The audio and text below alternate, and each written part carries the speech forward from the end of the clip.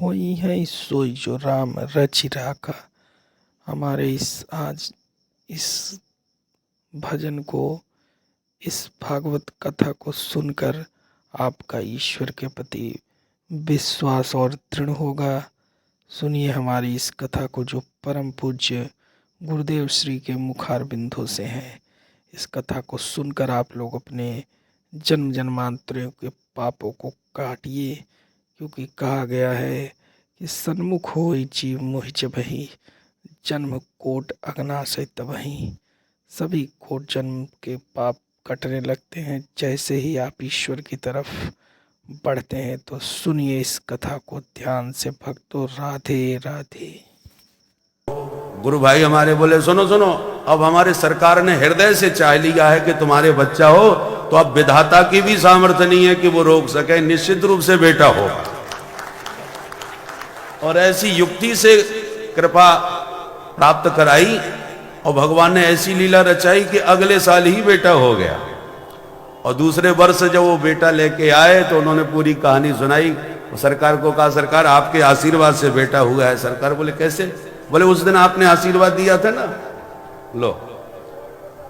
तो ये जो सिद्ध कोटि के आचार्य संत होते हैं, यदि उनके मुख से शब्द निकल गया तो किसी भी रूप में सही वो तत्काल परिणाम देता है। हमारे पूज्य ब्रह्मचारी जी महाराज जिन पर दर्शन कर रहे हैं आप पीठ पर, हमको 10 वर्ष तक बालक नहीं हुआ। देवी जी को एक डॉक्टरनी ने चेकअप करके बताया कि असंभव है आपके बेटा होना, मना कर दिया टोटल। तो हमने भी संतोष कर लिया, हमने कि चलो ठीक है। और हमने उस तरफ से बिल्कुल मन अलग कर दिया। कोई योग नहीं है, जब डॉक्टर ने स्पष्ट कह दिया तो अब आगे इधर उधर जाने से कोई लाभ नहीं, मन से बात निकाल दी। आते थे प्रतिवर्ष यही कथा कहने के लिए इसी गद्दी से। एक बार माता जी चली आई साथ में, तो जब कथा के बाद महाराज अभिषेक कर रहे थे, रुद्राभिषेक उनका चलता था ब्रह्मचारी जी का।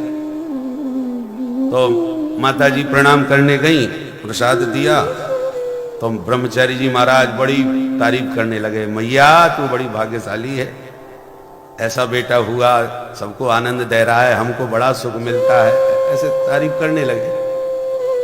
तो भावुक होकर के माता जी ने कहा, महाराज और तो सब ठीक है, पर 10 साल हो गए, बच्चा तो कोई है ही नहीं। माताओं को ज्यादा, तो उन्होंने अपने भाव व्यक्त कर दिए। तो क्या कहा, पंडित जी के, पराशर जी के कोई बेटा नहीं है? बोले नहीं तो महाराज 10 साल बीत गए। अच्छा बुलाओ उनको। हमको बुलवाया गया, प्रणाम किया, तो हमको बताया क्यों भाई तुम इतने साल से यहाँ कथा कहने आ रहे हो, हमसे मिल रहे हो, एक बार भी आपने इसकी चर्चा नहीं करी हमसे?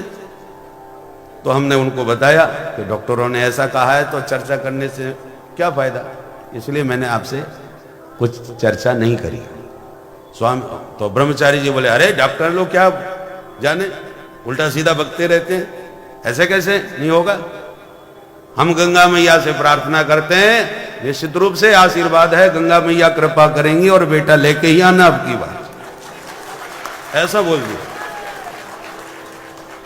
ऐसे बोले जैसे पूरे माने विधाता की तरह।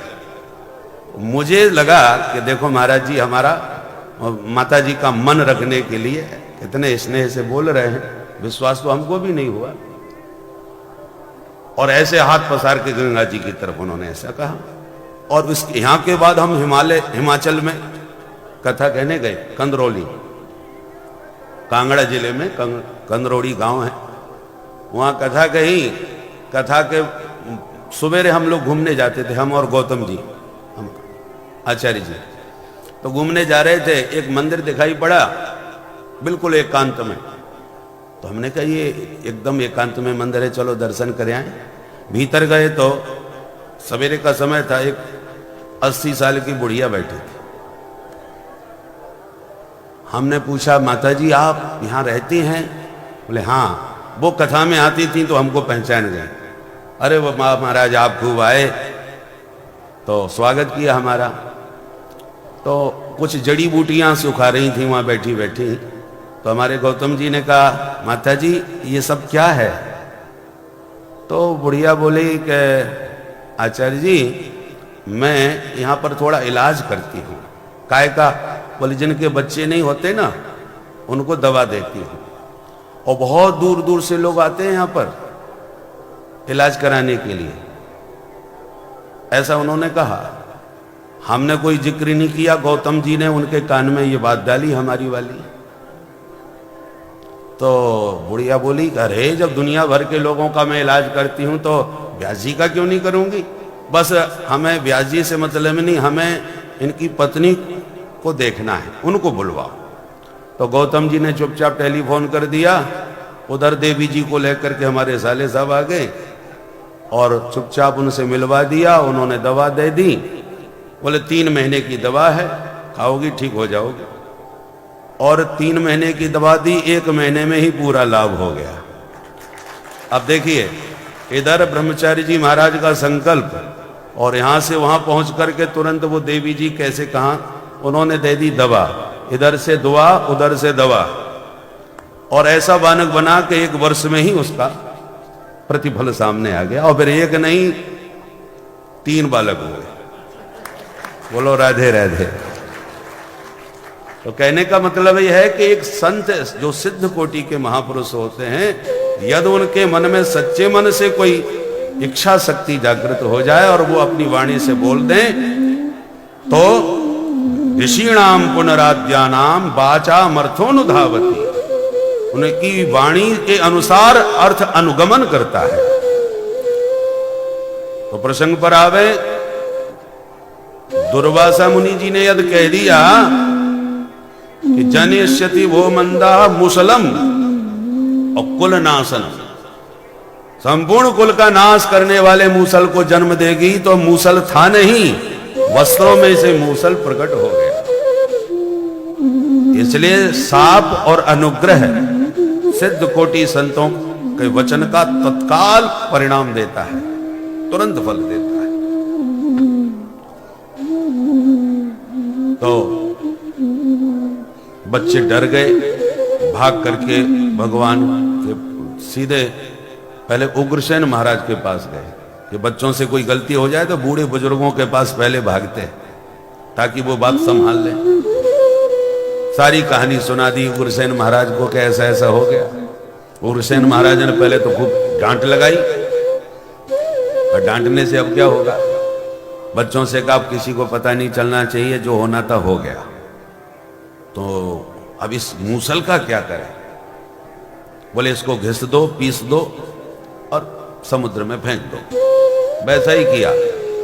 वही घिसा हुआ मूसल समुद्र की लहरों से किनारे आया और उसी से एर का नाम की घास उत्पन्न हो गई। तलवार के समान एकदम तीक्ष्ण घास होती है।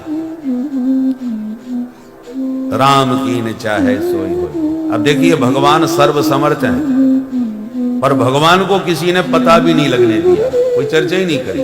उग्रसेन महाराज से चर्चा करी और बात को छुपा लिया। सुखदेव जी कहते हैं, भगवान ज्ञात सर्वार्थ ईश्वरोपि तदन्यथा कर्तुम नक्षन विप्रसापम काल रूप्यन्वमोदत। भगवान ने काल रूप से अनुमोदन किया। सामर्थ्य होने पर भी ब्राह्मणों के शाप को भगवान दूर करा सकते थे। ये भगवान में सामर्थ्य है। यदि सामर्थ्य न होती तो ईश्वर नहीं होते। कर तुम अकर तुम अन्यथा कर तुम समर्थ तभी कहा जाएगा जो सब कुछ करने में समर्थ हो। तो क्या साप को भगवान दूर नहीं करा सकते थे? परंतु नहीं करवाया। क्यों नहीं करवाया? क्योंकि काल रूपन्वमोदत, काल रूप से भगवान ही अनुमोदन कर रहे थे। इन सारे कार्यों में भगवान की इच्छा प्रधान थी। एक दिन वसुदेव जी आए। वसुदेव जी के भवन में नारद जी आए। नारद जी से वसुदेव जी ने स्वागत सत्कार करके प्रश्न किया कि महाराज कृपा करके बताइए भागवत धर्म किसे कहते हैं? नारद जी बोले, वाह वसुदेव, क्या सुंदर प्रश्न किया है। यही प्रश्न एक बार जनक जी महाराज ने नवियों के सुरों से पूछा था। ऋषभ देव जी के 9 पुत्र, 100 पुत्र हो गए थे, उनमें 9 बेटा नवयोगेश्वर कहलाए। कवि, हरि, अंतरिक्ष, प्रबुद्ध, पिप्पलायन, आविर्हो, दुर्मल, चमस और करभाजन। ये 9 महात्मा एक साथ विचरण करते जनकपुर में पहुंचे। जनक जी ने जोरदार स्वागत किया। स्वागत सत्कार करते हुए प्रश्न किया कि महाराज, दुर्लभो मानुषो देहो देना क्षण भंगुरः तत्रापि दुर्लभम मन्ये वैकुंठ प्रियदर्शनम। महाराज, ये मनुष्य शरीर बड़ा दुर्लभ है और इस मानव जीवन में आप जैसे भगवान के परम प्रिय संतों का दर्शन तो अत्यंत ही दुर्लभ है। 3 चीजें बहुत दुर्लभ होती हैं, मनुष्यत्वम, मुमुक्षुत्वम, महापुरुष संशय। मानव शरीर तो मिल गया, पर मानवता मिली के नहीं, मानवता आई के नहीं। बहुत से लोग मानव शरीर तो पा जाते हैं, पर मानव शरीर में भी दानवता उनके भीतर होती है। इसलिए मनुष्य में मनुष्यत्व आवे, ये बहुत बड़ी बात है। पर उससे भी बड़ी बात है कि मानवता के साथ साथ मुमुक्षा जग जावे। मुमुक्षा माने मुक्ति की इच्छा। ये मानवता से भी ऊंची बात है। और मुमुक्षा से भी ऊंची एक और बात है, क्या? बोले महापुरुष संश्रय, किसी जीवन मुक्त सिद्ध कोटि के संत का अनुग्रह प्राप्त हो जाए, उसकी कृपा प्राप्त हो जाए, ये सबसे ऊंची बात है। मुक्ति तो तुम चाहते हो, पर मुक्ति का मार्ग क्या है, कैसे मिलेगी मुक्ति, उसको बताने वाला कोई महापुरुष तो मिले। मुक्ति पाने की युक्ति तो संतों के पास है। संतों की बताई युक्ति से ही मुक्ति मिलेगी।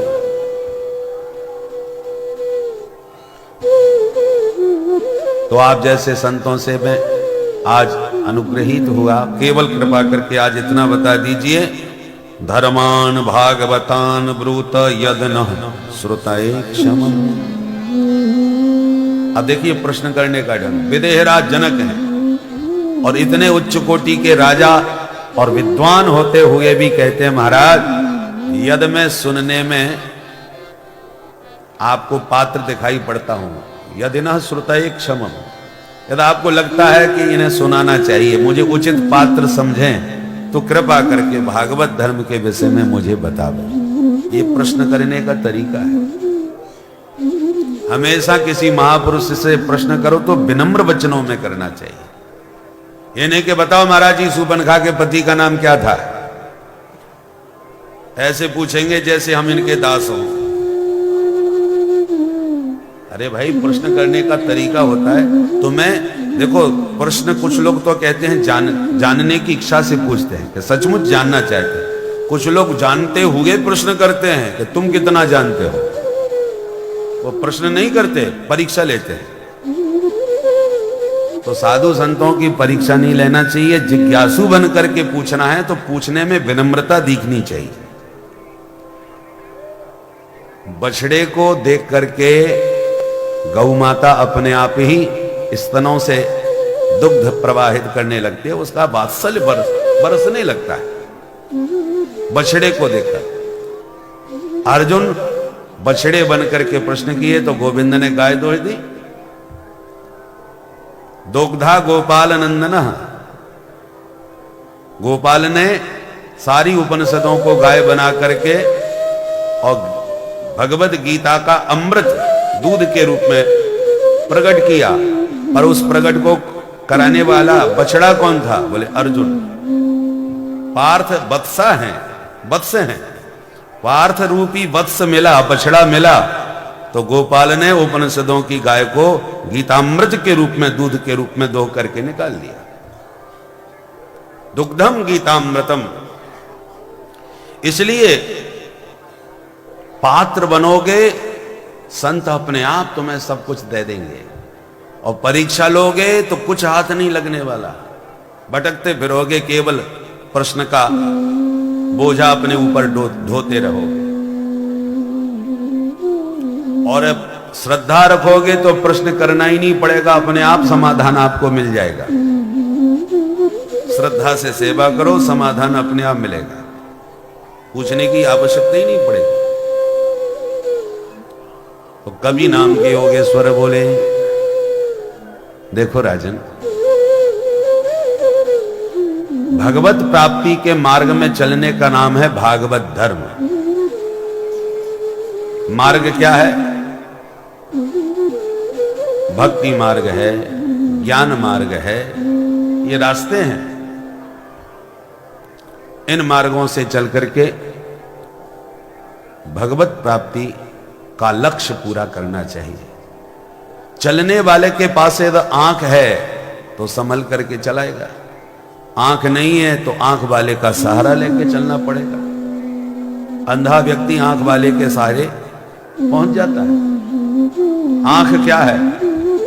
श्रुति स्मृति उभे नेत्रे विप्राणाम परिकीर्तिते एकेन विकलः काणो द्वाभ्याम अंध प्रकीर्तितः।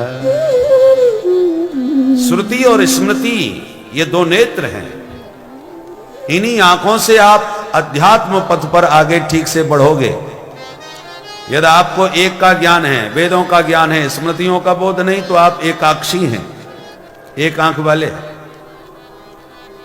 और श्रुति स्मृति में से कुछ भी आपको नहीं आता तो आप सर्वथा अंधे हैं। द्वाभ्याम अंधा।